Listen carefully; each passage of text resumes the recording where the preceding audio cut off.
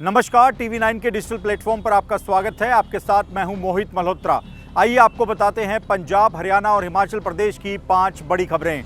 पंजाब में सरकारी बसों की हड़ताल का सोमवार को काफ़ी व्यापक असर दिखाई दिया। हफ्ते का पहला दिन था और सोमवार को वैसे भी दिनचर्या काफ़ी व्यस्त रहती है। काफ़ी लोग अपने कामकाज के लिए और एक जगह से दूसरी जगह जाने के लिए डेली पैसेंजर के तौर पर सरकारी बसों का ही इस्तेमाल करते हैं, लेकिन बसों की हड़ताल के कारण यात्रियों को काफ़ी परेशान होना पड़ा। पंजाब के तमाम शहरों में जो रोडवेज़ के बस स्टैंड है वहाँ पर बसें खड़ी रही, जिसके कारण यात्रियों को प्राइवेट बसों से यात्रा करनी पड़ी और हड़ताल के कारण प्राइवेट बसें भी खचाखच भरी हुई थी। इसी वजह से लोगों को काफ़ी परेशानी का सामना करना पड़ा है। जो जानकारी मिल रही है उसके मुताबिक पंजाब के रोडवेज़, पनबस, पीआरटीसी कॉन्ट्रैक्ट कर्मचारियों की हड़ताल थी और इन कर्मचारियों की पंजाब सरकार के साथ मीटिंग भी हुई, लेकिन ये मीटिंग बेनतीजा रही, जिसके बाद अब रोडवेज़, पनबस, पीआरटीसी कॉन्ट्रैक्ट कर्मचारी यूनियन ने ऐलान कर दिया है कि मंगलवार को मोहाली में ये लोग इकट्ठा होंगे और यहाँ से चंडीगढ़ में पंजाब सीएम हाउस का घेराव करने के लिए निकलेंगे। यूनियन के प्रधान रेशम सिंह गिल ने कहा है कि कच्चे कर्मचारियों की मांगों पर लंबे समय से कोई फैसला पंजाब सरकार के द्वारा नहीं लिया गया है, जबकि सत्ता में आने से पहले आम आदमी पार्टी का वादा था कि कॉन्ट्रैक्ट कर्मचारियों को पंजाब रोडवेज़ में पक्की नौकरी दी जाएगी। यूनियन का कहना है कि इसी वजह से उन्हें हड़ताल का कदम उठाना पड़ा है। 5 अगस्त तक फिलहाल हड़ताल का ऐलान किया गया है, लेकिन यूनियन ने साफ कर दिया है कि अगर पंजाब सरकार ने उनकी मांगें नहीं मानी तो आने वाले समय में इस हड़ताल को और भी बढ़ाया जा सकता है। सरकार के पास 2900 से अधिक बसों का बेड़ा है। इसमें से करीब 1694 बसें पंजाब रोडवेज़, पनबस और 1304 बसें पीआरटीसी के द्वारा संचालित की जाती हैं। ये बसें 1000 से ज़्यादा स्थानीय और अंतर्राज्यीय रूटों पर संचालित होती है। इसी वजह से यात्रियों को इस हड़ताल की वजह से काफ़ी परेशानी का सामना करना पड़ रहा है। स्टूडेंट्स और ख़ास तौर पर नौकरी करने वाले लोग जो कि सुबह के वक्त अपने घर से निकलते हैं और अपनी दिनचर्या, अपनी पढ़ाई और अपने ऑफिस का काम पूरा करके वापस रोडवेज़ की बसों से लौटते हैं, उन्हें इस हड़ताल की वजह से काफ़ी परेशानी का सामना करना पड़ रहा है। बताया जा रहा है कि यूनियन की ओर से 9 मांगें सरकार के सामने रखी गई हैं। इसी वजह से कर्मचारियों ने हड़ताल का ऐलान किया है। कई साल से कॉन्ट्रैक्ट और आउटसोर्स पर काम कर रहे कर्मचारियों को पक्की नौकरी देने की मांग उठाई गई है। इसके साथ नियमित होने तक समान काम और समान वेतन की मांग भी कॉन्ट्रैक्ट कर्मचारियों के द्वारा उठाई गई है। वेतन बढ़ाने और हर महीने वक्त पर सैलरी देने की मांग उठाई गई है। कर्मचारियों के लिए पुरानी पेंशन योजना को लागू करने की मांग भी उठाई गई है। किलोमीटर स्कीम को बंद करके सरकारी बस सेवा को मजबूत करने की मांग उठाई गई है। सरकारी बसों की संख्या बढ़ाकर 10,000 करने की मांग भी इन कॉन्ट्रैक्ट कर्मचारियों के द्वारा उठाई गई है। खराब बसों की मरम्मत के लिए टायर, बैटरी और अन्य स्पेयर पार्ट उपलब्ध करवाए जाएं। इन कॉन्ट्रैक्ट कर्मचारियों का कहना है कि बसों की हालत काफ़ी खस्ता हाल है। इसी वजह से बसें सड़क पर ख़राब हो जाती हैं और कर्मचारियों को बस खराब होने के कारण परेशानियों का सामना उठाना पड़ता है। इसके साथ ही आंदोलन के दौरान बर्खास्त किए गए कर्मचारियों और यूनियन नेताओं को बहाल करने की मांग भी उठाई गई है। आंदोलन के दौरान कर्मचारियों पर दर्ज पुलिस के मुकदमों को रद्द करने की मांग भी पंजाब सरकार से उठाई गई है। इन तमाम मांगों को लेकर कॉन्ट्रैक्ट कर्मचारी यूनियन की सोमवार को पंजाब सरकार के साथ बैठक भी हुई है, लेकिन ये बैठक बेनतीजा रही है, जिसके बाद अब यूनियन की ओर से आर पार की लड़ाई का ऐलान कर दिया गया है। मंगलवार को कॉन्ट्रैक्ट कर्मचारी इकट्ठा होंगे और इसके बाद पंजाब सीएम हाउस का घेराव किया जाएगा। कॉन्ट्रैक्ट कर्मचारी यूनियन का कहना है कि पंजाब रोडवेज से जुड़ी इन तमाम मांगों को लेकर पंजाब सरकार की ओर से सिर्फ वादे किए जाते हैं और अब तक ये जो मांगें पेंडिंग पड़ी हैं, इनको लेकर कोई भी ठोस आदेश पंजाब सरकार के द्वारा जारी नहीं किया गया है। इसी वजह से आने वाले दिनों में आंदोलन तेज किया जाएगा। फिलहाल 5 अगस्त तक हड़ताल का ऐलान किया गया है और सीधे तौर पर कॉन्ट्रैक्ट कर्मचारियों का कहना है कि वो मंगलवार को हर हाल में मोहाली में इकट्ठा होंगे और वहां से चलकर पंजाब सीएम का हाउस का घेराव करने के लिए पहुंचेंगे और अपनी मांगें पंजाब सरकार से हर हाल में मनवा कर ही रहेंगे। पंजाब कांग्रेस में जारी अंतर्कलह थमने का नाम नहीं ले रहा है। पंजाब में जहां जहां भूपेश बघेल जा रहे हैं उन्हें विरोध का सामना करना पड़ रहा है। इसके साथ ही पंजाब कांग्रेस अध्यक्ष अमरिंदर सिंह राजा वड़िंग भी जब भी भूपेश बघेल के साथ किसी कार्यक्रम के दौरान मंच पर आते हैं तो इस दौरान उनके खिलाफ भी नारेबाजी होती है। चरणजीत सिंह चन्नी को लाओ, कांग्रेस बचाओ, चन्नी को लाओ, पंजाब बचाओ जैसे नारे लगाए जाते हैं। सोमवार को पंजाब के मुक्तसर में भूपेश बघेल के कार्यक्रम से पहले उनके खिलाफ बड़े बड़े पोस्टर लगा दिए गए। इन पोस्टरों में भूपेश बघेल को किसी अंग्रेजी जनरल की तरह दिखाया गया और उनके खिलाफ भूपेश बघेल गो बैक के नारे लिखे गए। इन नारों के साथ ही ये साफ हो गया कि पंजाब कांग्रेस में जारी अंतर्कलह अब तक थमा नहीं है। भले ही भूपेश बघेल ये संदेश देने का प्रयास कर रहे हों कि कांग्रेस में ऑल इज़ वेल है, लेकिन ऐसा कुछ भी नहीं है, क्योंकि ज़मीनी स्तर पर अब भूपेश बघेल का भी विरोध होने लगा है। इसके साथ ही पंजाब के बठिंडा में जब भूपेश बघेल की अगुवाई में पंजाब कांग्रेस के हर बूथ कांग्रेस मजबूत कैंपेन को लॉन्च किया जा रहा था, तो इस दौरान जब पंजाब कांग्रेस अध्यक्ष अमरिंदर सिंह राजा वड़िंग अपना भाषण दे रहे थे, तो इसी दौरान चरणजीत सिंह चन्नी के समर्थक भड़क गए और चन्नी के समर्थन में चन्नी लाओ, पंजाब बचाओ, चन्नी लाओ, कांग्रेस बचाओ जैसे नारे लगाने लगे। जिसके बाद अमरिंदर सिंह राजा वड़िंग ने चन्नी के एक समर्थक को मंच पर बुला लिया और माइक पर चन्नी और कांग्रेस के लिए नारेबाजी करने को कहा, जिसके बाद इस समर्थक ने चन्नी और कांग्रेस के समर्थन में नारेबाजी की।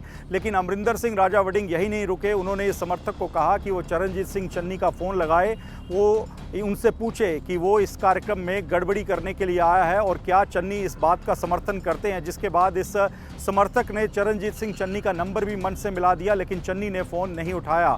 जिसके बाद अमरिंदर सिंह राजा वड़िंग ने चुटकी लेते हुए कहा कि इस समर्थक को मेरा नंबर दो, क्योंकि मैं हर किसी कांग्रेस के आम कार्यकर्ता और समर्थक का फ़ोन जरूर उठाता हूं। तो कुल मिलाकर ये पंजाब कांग्रेस का अंतर्कलह जारी है। जगह जगह जहां पर भूपेश बघेल पहुंच रहे हैं और कांग्रेस के कार्यक्रम कर रहे हैं, संगठन की बैठक कर रहे हैं, वहां पर उन्हें ना सिर्फ अपने विरोध का सामना करना पड़ रहा है, लेकिन जब भी मंच पर पंजाब कांग्रेस के अध्यक्ष अमरिंदर सिंह राजा वड़िंग भाषण देने आते हैं तो उनके खिलाफ भी चरणजीत सिंह चन्नी समर्थक खुलकर नारेबाजी कर देते हैं।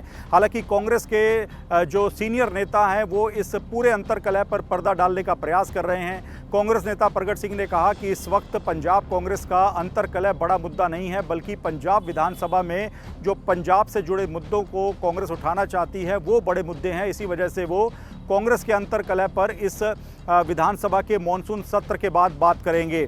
जबकि पंजाब विधानसभा में कांग्रेस के नेता विपक्ष प्रताप सिंह बाजवा ने कहा कि ये सब कुछ आम आदमी पार्टी के द्वारा करवाया जा रहा है। आम आदमी पार्टी के पास जो एजेंसियां हैं उनके माध्यम से ही कांग्रेस में अंतर्कलह को लेकर पोस्टर लगाए जा रहे हैं, कांग्रेस के कार्यक्रमों में नारेबाजी करवाई जा रही है, ताकि ये दिखाया जाए कि पंजाब कांग्रेस में काफ़ी भारी अंतर्कलह चल रहा है और पंजाब सरकार ये सब कुछ जनता से जुड़े जो मुद्दे हैं जिस पर पंजाब की आम आदमी पार्टी सरकार विफल रही है, उन मुद्दों से जनता का ध्यान भटकाने के लिए सब कुछ कर रही है। तो कुल मिलाकर प्रताप सिंह बाजवा ने सीधे तौर पे कह दिया कि पंजाब कांग्रेस में कोई अंतर्कलह नहीं है, ये सब कुछ आम आदमी पार्टी के द्वारा करवाया जा रहा है। जो पोस्टर पंजाब के मुक्तसर में भूपेश बघेल के खिलाफ लगाए गए हैं वो भी आम आदमी पार्टी ने अपनी एजेंसियों का इस्तेमाल करके लगाए हैं, ये आरोप भी प्रताप सिंह बाजवा के द्वारा लगाया गया है। तो कुल मिलाकर भूपेश बघेल का पंजाब दौरा जारी है। इस दौरान अब तक चरणजीत सिंह चन्नी, सुखजिंदर सिंह रंधावा और उनके गुट से जुड़े अन्य नेता भूपेश बघेल से मुलाकात करने नहीं पहुंचे हैं।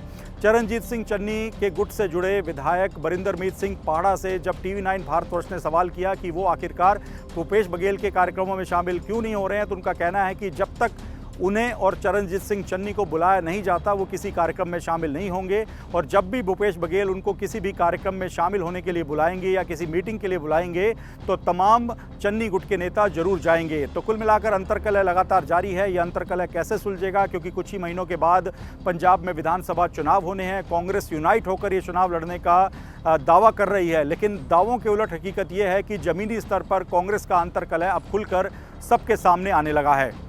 हरियाणा के फरीदाबाद में एक महिला टीचर की दिन दहाड़े बेरहमी के साथ हत्या कर दी गई। हत्या की घटना सीसीटीवी कैमरे में रिकॉर्ड हो गई, जिसके बाद हरियाणा पुलिस सीसीटीवी फुटेज के आधार पर पूरे मामले की जांच कर रही है। जो जानकारी अब तक सामने आई है तो उसके मुताबिक ये घटना फरीदाबाद के सिकरोना गांव की बताई जा रही है, जहां पर पुलिस चौकी से कुछ ही मीटर की दूरी पर यह वारदात हुई है। सरस्वती सीनियर सेकेंडरी स्कूल की एक महिला टीचर की दिन दहाड़े हत्या की गई है। चाकुओं से गोदकर महिला टीचर को मौत के घाट उतारा गया है। हत्या करने के बाद आरोपी मौके से भाग निकलने में कामयाब हो गए, लेकिन हत्या की घटना और आरोपियों के चेहरे सीसीटीवी कैमरे में रिकॉर्ड हो गए हैं। घटना के बाद पूरे इलाके में सनसनी फैल गई। पुलिस फिलहाल मामले की जांच कर रही है। मौके पर फोरेंसिक टीमों को भी बुलाया गया है और तमाम साक्ष्य जुटाने का प्रयास किया जा रहा है। सीसीटीवी में कैद हुई तस्वीरों में देखा जा सकता है कि कैसे चाकुओं के साथ एक युवक अपने मुंह पर कपड़ा बांधे हुए स्कूल के अंदर दाखिल होता है और इस प्राइवेट स्कूल के अंदर टीचर के तौर पर काम करने वाली महिला के ऊपर ताबड़तोड़ चाकुओं से वार कर देता है। बताया जा रहा है कि संध्या नाम की महिला फरीदाबाद के सिकरोना गांव में इस प्राइवेट स्कूल में टीचर की नौकरी कर रही थी और सोमवार की सुबह जैसे ही वो स्कूल की बिल्डिंग में पहुंची तो यहाँ पर पहले से ही घात लगाकर अपने मुंह पर कपड़ा बांधकर एक युवक उस महिला का इंतज़ार कर रहा था और उसने टीचर से मिलने की बात कहते हुए अचानक से टीचर के ऊपर ताबड़तोड़ हमला कर दिया। चाकुओं से कई बार टीचर पर वार किए गए। टीचर के शरीर और गर्दन पर कई बार चाकुओं से वार किया गया, जिसके बाद बताया जा रहा है कि महिला टीचर की हालत काफ़ी गंभीर हो गई और इसके बाद आरोपी चाकू लेकर मौके से भाग निकलने में कामयाब हो गया। इस पूरी घटना के बाद बताया जा रहा है कि जब अन्य स्टाफ और टीचर मिलकर घायल महिला टीचर को अस्पताल ले जाने का प्रयास कर रहे थे, तभी रास्ते में उसने दम तोड़ दिया। फिलहाल इस पूरे मामले में आरोपी के खिलाफ हरियाणा पुलिस ने मामला दर्ज कर लिया है और पूरे फरीदाबाद में अलग अलग जगह नाके लगाकर आरोपी को पकड़ने के प्रयास किए जा रहे हैं। मौके पर फोरेंसिक टीमों को भी बुलाया गया है और तमाम सबूत जुटाकर महिला टीचर के जो कॉल रिकॉर्ड्स हैं उनको भी खंगाला जा रहा है। ये जानने का प्रयास किया जा रहा है कि ये युवक कौन था जिसने महिला टीचर पर इतनी बेरहमी के साथ हमला किया है, और आरोपी को पकड़ने के लिए भी तमाम प्रयास हरियाणा पुलिस के द्वारा किए जा रहे हैं। हरियाणा के सोनीपत का मुरथल इलाका अपने होटल, ढाबों, कैफ़े और क्लब्स के लिए काफ़ी मशहूर है। दिल्ली एनसीआर से बड़ी संख्या में लोग वीकेंड पर यहाँ पर खाना खाने और पार्टी करने के लिए पहुँचते हैं, लेकिन आए दिन यहाँ पर कई तरह की वारदात भी होती रहती हैं। ऐसी एक घटना रविवार की रात को सामने आई है, जहां पर सोनीपत के मुरथल रोड पर स्थित रफ्तार कैफ़े में मारपीट का मामला सामने आया है। बताया जा रहा है कि यहां पर एक पार्टी के बाद कुछ लोग शराब पी रहे थे। इसी बात को लेकर कैफ़े में काफ़ी हंगामा हो गया, जिसके बाद कैफ़े में फायरिंग हुई और मारपीट के साथ ही काफ़ी तोड़फोड़ को भी अंजाम दिया गया। बताया जा रहा है कि कैफ़े में पार्टी खत्म होने के बाद कुछ लोग शराब पी रहे थे। इसी बात को लेकर विवाद हुआ। कैफ़े के कर्मचारियों के साथ शराब पी रहे लोगों ने गाली गलौज किया और इसके बाद मारपीट कर दी और फायरिंग भी कर दी। पिस्तौल से फायरिंग करने के बाद इन लोगों ने कर्मचारियों में दहशत फैलाने का काम किया, जिसके बाद कर्मचारी इस घटना में बाल बाल बचे और मौके पर पुलिस को बुलाया गया है। कैफ़े में तोड़फोड़ करने के बाद ये जो आरोपी थे वो सीसीटीवी कैमरे का डीवीआर भी अपने साथ ले गए। मौके पर मुरथल थाना पुलिस और सीएफएसएल की टीमों को बुलाया गया। फायरिंग की घटना हुई थी। मौके से कुछ खाली कारतूस भी बरामद हुए हैं। बताया जा रहा है कि घटना स्थल से काफ़ी सबूत पुलिस ने जुटा लिए हैं। सीसीटीवी का जो डीवीआर था वो तो आरोपी अपने साथ लेकर चले गए, लेकिन इसके बावजूद जो आसपास के इलाकों में अन्य सीसीटीवी कैमरे लगे हुए थे उनकी फुटेज खंगाली जा रही है और उसके बाद आरोपियों की तलाश की जा रही है। मुरथल थाना पुलिस ने इस मामले को लेकर अलग अलग धाराओं में मुकदमा दर्ज कर लिया है और पूरे मामले की जांच की जा रही है।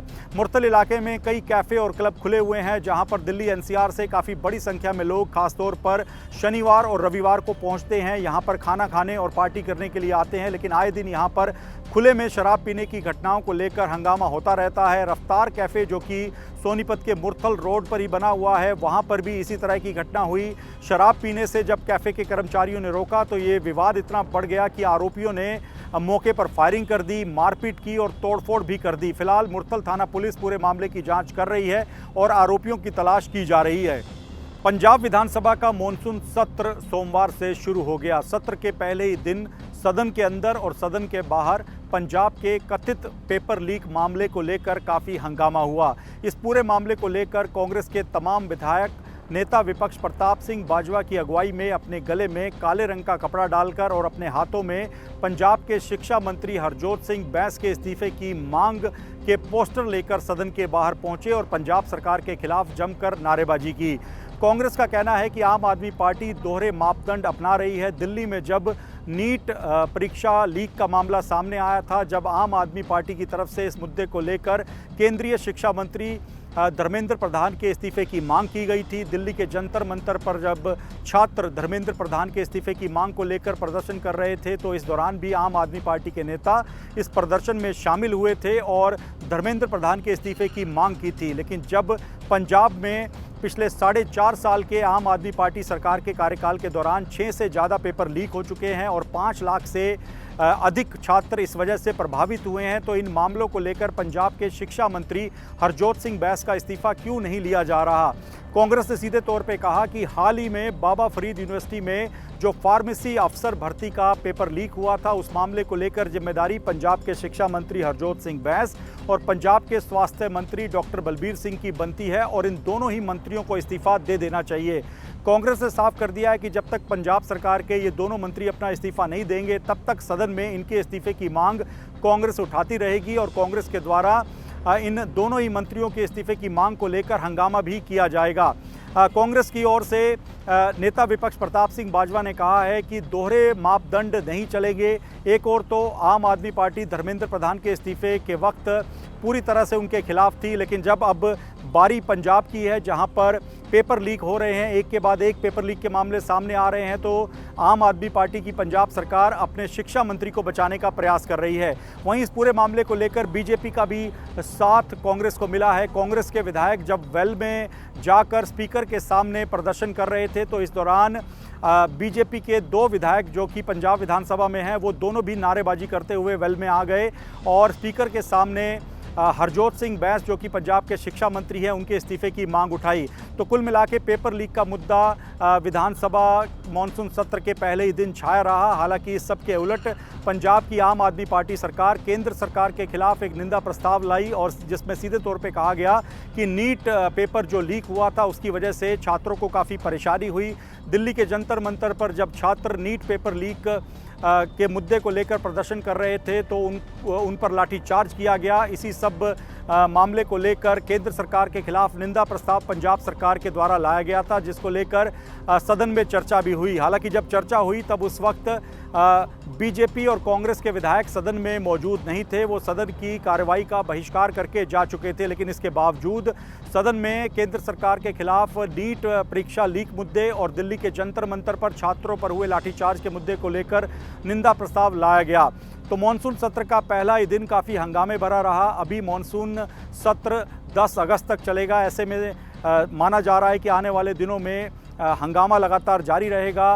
पेपर लीक के साथ ही विपक्ष के द्वारा पंजाब की आम आदमी पार्टी सरकार को श्री अकाल तख्त साहिब और पंजाब सरकार के बीच जो गुरु ग्रंथ साहिब की बेअदबी को लेकर टकराव चल रहा है उस मुद्दे पर भी घेरा जा रहा है और सीधे तौर पे कहा जा रहा है कि श्री अकाल तख्त साहिब की बात का निरादर किया जा रहा है। पंजाब सरकार जो कानून में बदलाव लाने के लिए श्री अकाल तख्त साहिब की तरफ से निर्देश दिए गए हैं उसको लगातार दरकिनार कर रही है। इसी वजह से इन तमाम मुद्दों को लेकर पंजाब विधानसभा के मानसून सत्र के पहले ही दिन काफ़ी हंगामा जारी रहा। माना जा रहा है कि आने वाले दिनों में भी पंजाब विधानसभा के सत्र में ऐसे ही हंगामा जारी रहेगा। तो ये थी पंजाब, हरियाणा और हिमाचल प्रदेश की 5 बड़ी खबरें। देश और दुनिया की अन्य तमाम खबरों के लिए TV9 के डिजिटल प्लेटफॉर्म्स के साथ जुड़े रहें। नमस्कार।